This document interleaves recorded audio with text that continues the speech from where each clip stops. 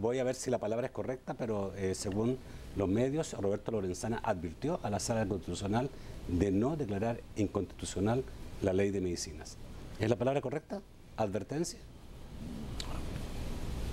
Tal vez la palabra más adecuada es que les he pedido, digamos, y por supuesto... Pero los medios utilizaron la palabra advirtió. Sí, lo que pasa es que se puede hacer... No dije exactamente eso, yo dije de que nosotros solicitábamos que no se fuera a atentar contra ese derecho de la población.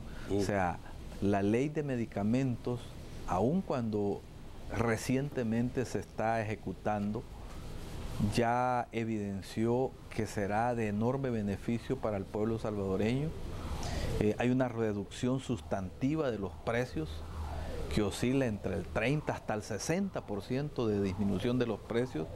El pueblo salvadoreño consume medicamentos como lo consume todos los países. Los sectores populares, los sectores medios del país.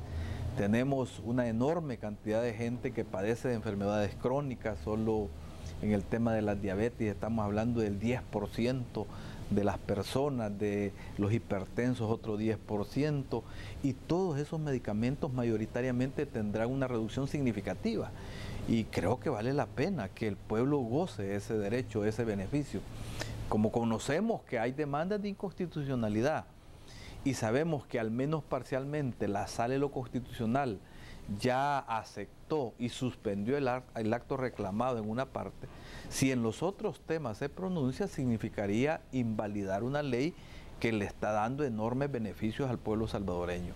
O sea, el acceso a la salud es un derecho constitucional que está por encima de cualquier otro derecho, incluso por encima hasta de la libertad de contratación, porque también se juzgan otros aspectos de carácter económico, pero lo social está por encima de lo económico en este caso. Entonces, nosotros tenemos la confianza de que la Sala de lo Constitucional valorará la jerarquía que tiene el derecho del pueblo a la salud y esperamos, por supuesto, de que no se pronuncie declarando inconstitucional una ley que le da enormes beneficios al pueblo. Cuando tú dices valorará el derecho del pueblo, ¿significa que a lo mejor no necesita tanta sustentación legal?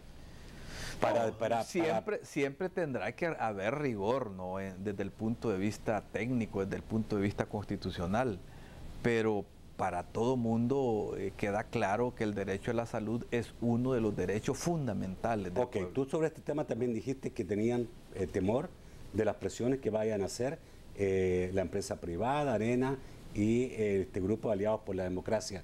¿Creen ustedes que la Sala es presionable por estos grupos? Bueno, yo lo que sí puedo decir es que hay presiones. Si van a ser presionables, la vida es la que lo va a demostrar, ¿verdad? Hemos visto quiénes son. Aquí estamos hablando de grandes intereses económicos. Los que están al frente o que son los principales dueños de estas casas, de estas entidades económicas, han sido gente de mucho poder económico y además muchos de ellos o varios de ellos dirigentes del Partido Arena, ¿no? El señor Cristiani es dueño del Laboratorio Santa Lucía.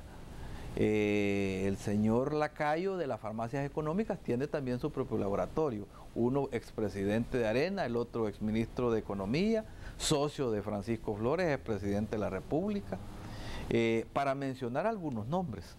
Entonces, claro, por eso decimos Arena está detrás de esto. Y la conducta que hemos visto en los últimos tiempos reiterada de la ANEP es que de alguna manera se ha convertido en una vocera del Partido Arena, ¿no? Entonces, por eso creemos que hay presiones, habrá presiones, y nosotros esperamos que se resista a ese tipo de presiones la Sala de lo Constitucional. Ok, sobre el mismo tema parecido, obviamente, tiene que ver con la Sala. ¿Qué va a pasar con la elección de los magistrados de la Corte de Cuentas de la República? ¿Hay un acuerdo ya de los partidos políticos, por lo menos los partidos políticos, que pueden lograr la mayoría simple para elegir a los nuevos magistrados y que esa elección cumpla con los requerimientos señalados por la Sala? Nosotros estamos actuando en esto con mucha prudencia, con mucha responsabilidad. y hemos dicho que consideramos, y eso es una opinión propia del FMLN, que las personas que fueron electas llenan los requisitos que la Constitución establece. La Constitución establece que deben de tener goce pleno de sus facultades mentales, que no tengan ningún delito, que tengan que no sean acusados de ningún tipo de delito, que tengan mayoría de edad. Entonces, para nuestro juicio, esos son los requisitos fundamentales que establece la Constitución. Y en base a esos criterios nosotros hemos pedido a las instituciones, a la misma Corte, a la sección de probidad de la Corte Suprema de Justicia, que nos diga si hay algún caso de corrupción. Le hemos pedido a la misma Corte de Cuentas, le hemos pedido a la Fiscalía, le hemos pedido a la Procuraduría, y no tenemos en estos atestados ningún tipo de señalamiento que impida su posibilidad de participar. Entonces, sin embargo, conocimos la declaración que emitió la Sala de lo Constitucional, porque hay una diferencia al interior de la Corte. La Sala de lo Constitucional no se reunió. El día que se convoca, no sé cuáles son los días exactos, pero esos días el único que lo podía convocar era el presidente de la Corte Suprema de Justicia, que no hizo convocatoria. Y por lo tanto, ¿de qué reunión estamos hablando? Por otro lado, tenemos... Pero no estamos hablando de un fallo, estamos hablando solamente de un comunicado que da seguimiento a un fallo. Pero ellos le han dado carácter de sentencia. ¿Tiene carácter de sentencia? La Sala de lo Constitucional, los 4 que firmaron, le han dado carácter de sentencia. Nosotros lo conocimos a través de un comunicado y recibimos la semana anterior, el día viernes de la semana anterior, la notificación respectiva de la Sala de lo Constitucional de esa sentencia. Entonces, cuando hay una diferencia al interior de la Corte, tenemos que actuar con prudencia, porque los problemas de la Corte los debe resolver la misma Corte. Hay solicitudes de amparo y veremos cómo al interior de la Corte Suprema de Justicia se resuelve ese problema. Lo que nosotros lamentamos es la cefalía con la que está la Corte Suprema, la Corte de Cuentas de la República, una entidad que debe vigilar por la transparencia, por la seguridad de los recursos del Estado, y eso sí lo lamentamos.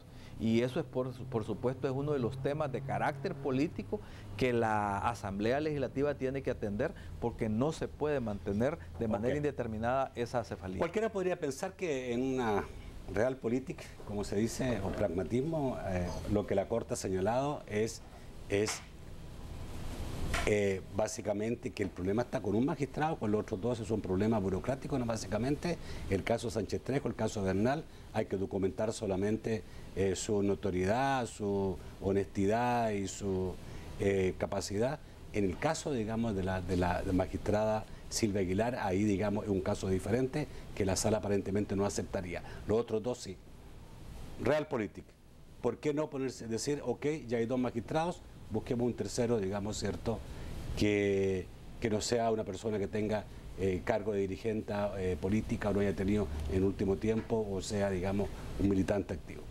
El comunicado dice de que es inconstitucional la elección de los 3 y no se ha demostrado que sean honestos y que sean de notoria competencia. Fíjate, cuando la Constitución establece de honestidad y competencia notoria, ¿qué significa la palabra notoria? Lo notorio es lo público. Lo público es prácticamente lo que no necesita otro tipo de demostración, porque es público. El señor Sánchez Trejo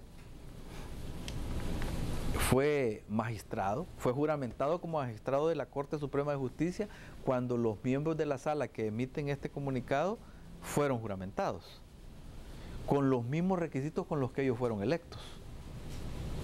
Fue, creo que 3 veces Procurador General de la República. Y entonces nosotros no encontramos otros elementos para juzgar que tiene competencia y honradez notoria, porque con los mismos requisitos lo hemos electo. Y hemos pedido a las instituciones respectivas que nos documenten si tienen algún problema con ellos. Y absolutamente no ha llegado ningún tipo de manifestación.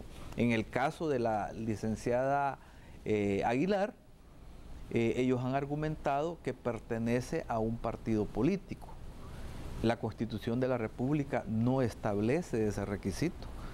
Yo quisiera que me dijeran en qué artículo de la Constitución se establece que un miembro de un partido político no puede ser parte de un organismo de este tipo o de cualquier institución. ¿Eso significa, digamos, que hay un nuevo impasse entre los dos órganos del Estado por interpretaciones totalmente diferentes de la ley? Nosotros lo que decimos es que expresamos nuestra voluntad para que esta extralimitación, que así la juzgamos, sea resuelta por la vía del respeto entre los órganos del Estado, apegados a la Constitución de la República, apegados al principio de independencia de los órganos del Estado. Bueno, pero ya sabemos que la Sala Constitucional no va a ceder ni va a cambiar su fallo, de su sentencia, ni nada.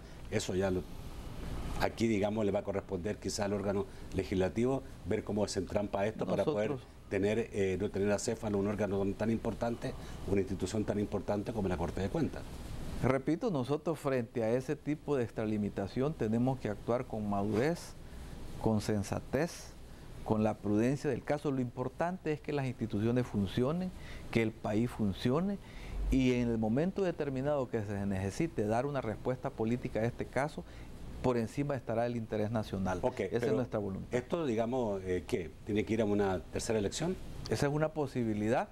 Nosotros no hemos descartado ninguna posibilidad, pero tenemos que esperar. Hay un diferendo al interior de la Corte Suprema de Justicia, hay una solicitud de amparo, todavía la Corte no se ha pronunciado frente a esas solicitudes y queremos tener la prudencia del caso. Nos preocupa, repito, la acefalía de la Corte de Cuentas. ¿Cuánto tiempo más puede pasar esa acefalía? No puede ser mucho, porque no puede una institución de ese tipo pasar sin que tenga al frente la responsabilidad del caso. Rápidamente, Roberto, quiero tocarte también la ley del FONAT, que es el seguro obligatorio por accidente de tránsito, que fue aprobado por la Asamblea Legislativa. Arena pide derogar esta ley, que entra en vigencia el día 15 de este mes, y que es un seguro por la cual todos los automovilistas que tienen vehículos particulares pagarán $35 al año, y bueno, los buses y autobuses pagarán $100 y $150. Arena está pidiendo derogar esta ley. Argumentan de que no le da absolutamente ningún servicio ni nada a la persona, digamos, ¿cierto? A nadie, digamos, ni siquiera a la víctima, por cuanto va a terminar siendo atendido en un hospital público, derecho que ya tenía de antes. Han dicho, solo se trata de meterle más dinero al Estado, lo que significa que es un impuesto. Esta es una ley que fue aprobada en tiempos de los gobiernos de Arena, por iniciativa de los gobiernos de Arena, no sé qué gobierno fue, y que se vino prorrogando su ejecución. ¿Exactamente la misma ley o el seguro obligatorio, que es diferente? Me refiero al seguro obligatorio. Pero no es esta ley, no es esta la que creó el FONAT. Sin embargo, estamos hablando de una institución que tiene el propósito de atender a terceros. Entiendo yo, ¿no te referías al seguro obligatorio entonces? Sí, me refiero al seguro obligatorio. Sí, entonces ese criterio se aprobó en tiempos de las administraciones areneras. Lo que pasa es que ahora ellos se quieren zafar de su responsabilidad. Nosotros vemos cómo el pueblo salvadoreño, hay un accidente, los buses han hecho una gran cantidad de víctimas en el país y no hay quien atienda a las víctimas. Entonces, este es un tema que no podía pasar indeterminado. A las víctimas hay que atenderlas y debe de haber recursos para eso. En base a ese principio es que se ha aprobado este instrumento y nosotros creemos que tiene un fin positivo. En otros tiempos se vino prorrogando la ejecución de esto porque creíamos que todavía no había suficientes condiciones para eso, pero llegó un momento en que tiene que iniciarse la ejecución de un instrumento que asegure la atención de las víctimas. La gente se muere, la gente queda lisiada y no hay un fondo que los proteja.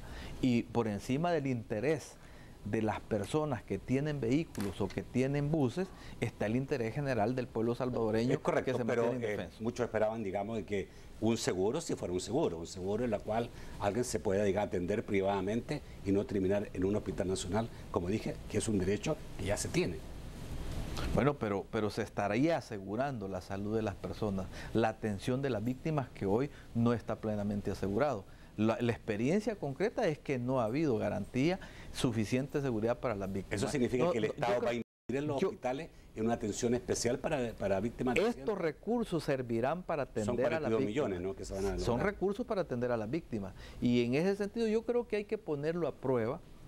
Si sobre la marcha es necesario ajustar, hacer reformas a un instrumento de ese tipo, la vida lo va a demostrar. Muchas leyes se aprueban y sobre la base de la experiencia concreta se pueden hacer modificaciones.